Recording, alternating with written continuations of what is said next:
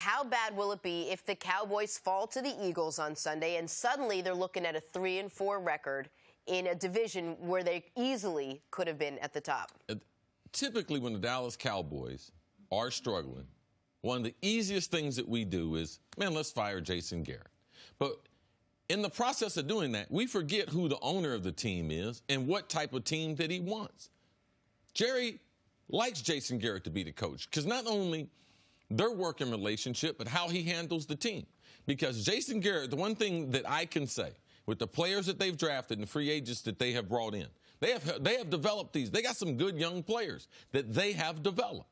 Now, last year, they changed the offensive side of the ball. The defense has been pretty solid. So they go with Kellen Moore as the new offensive coordinator, John Kitna as your new quarterback coach. They changed the offensive line coach last year. So how long am I going to give this with my quarterback being his 4th year to be able to everything to build it come together in this offense to be able to function? So to me, the coach is not even in question, even if they lose this week, even if they lose the week after that. Jerry Jones runs his business a different way.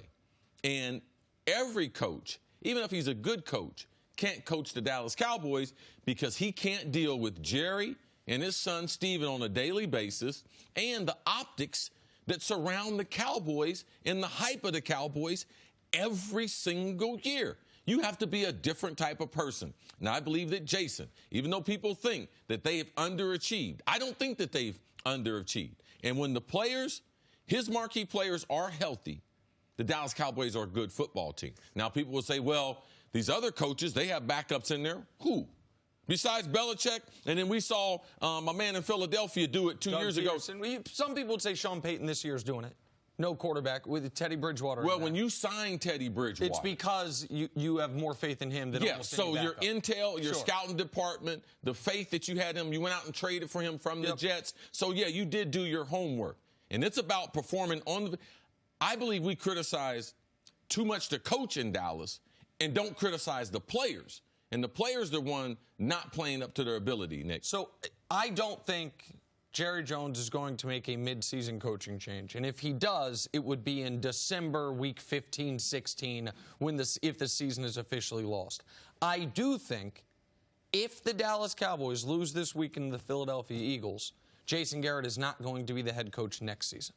Because if they lose this week to the Philadelphia Eagles, which would be their 4th straight loss, which would put them under 500 nearing the midway point of the season, which would put them in a spot where they have a bunch of – you look at how their schedule fell. First 3 games of the year against 3 of the easiest opponents imaginable. You get the Saints without Drew Brees. You get the New York Jets, albeit with Sam Darnold, but his first game back. Then you get the Philadelphia Eagles, a team that is struggling right now, just got crushed. You can't win any of those football games. That will, to me, be the last piece of evidence I need to be able to say definitively this Cowboys team, even if they somehow sneak into the playoffs, winning the division 8-8, 9-7, is not a very good team, is not a threat to go on a postseason run. And if that's how this season goes, they're not bringing Jason Garrett back next year. You can say he has not underachieved up to this point, and I think it's a decent point. But given the talent on the roster this year, if this team this season doesn't build on what they did last year, that will be underachieving. And it will be underachieving when Jerry Jones has no exit route this year because it's either fire him or don't bring him back or give him a contract extension. That's the other. Jason Garrett is on the last year of his deal. So if he is back next season, it is with even added security because it is with a brand new contract. So I don't think he's going to get, if they lose on Sunday, fired on Tuesday. But I do think if they lose Sunday, he's not going to be the head coach of the team next year. I don't think the offense's performance this year will be blamed on the coach. All right? Michael Gallup was outstanding week number 1 and the first quarter week number 2. He gets hurt. We know both offensive linemen get hurt within a game and a half of each other. Zeke misses all of training camp. All right? So Amari Cooper now has been banged up for the last couple weeks after coming into the season injured. When you're there and you're looking at those injuries every single day compared to us just watching the games and everything, I believe that Jerry thinks that, man, if my guys were healthy, if they had a healthy starting lineup, all through the board offensively, and they still had the same record, then we could have this conversation. But, Jerry, it takes time. They got a new offensive coordinator. They've had changes all up and down the lineup.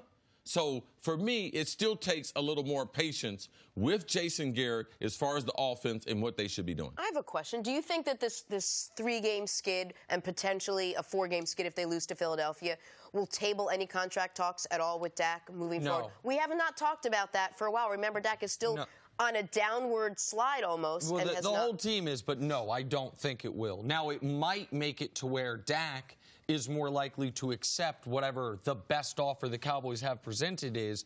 But one of the reasons I think Jason Garrett is in such jeopardy if they lose is Jerry's not going to blame his quarterback.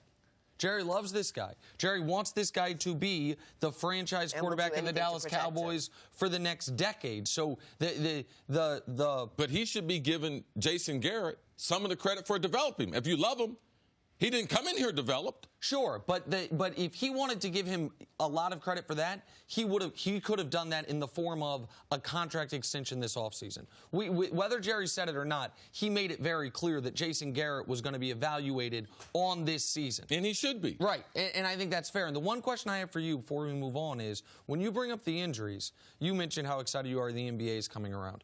I think in the NBA, if you have a team wrecked due to injuries, it's totally fair to almost throw the year out, not judge anyone poorly, because injuries in the NBA, other than the mild, the occasional ankle sprain, are somewhat outlier events. In the NFL, when there is a guaranteed injury rate, the question is just how high for every team. Isn't it fair, part of how you judge a coach, how well they deal with the inevitable injuries? No, because you can't replace star players. Star players do too much of the bulk of the work for replacement players to do it. No.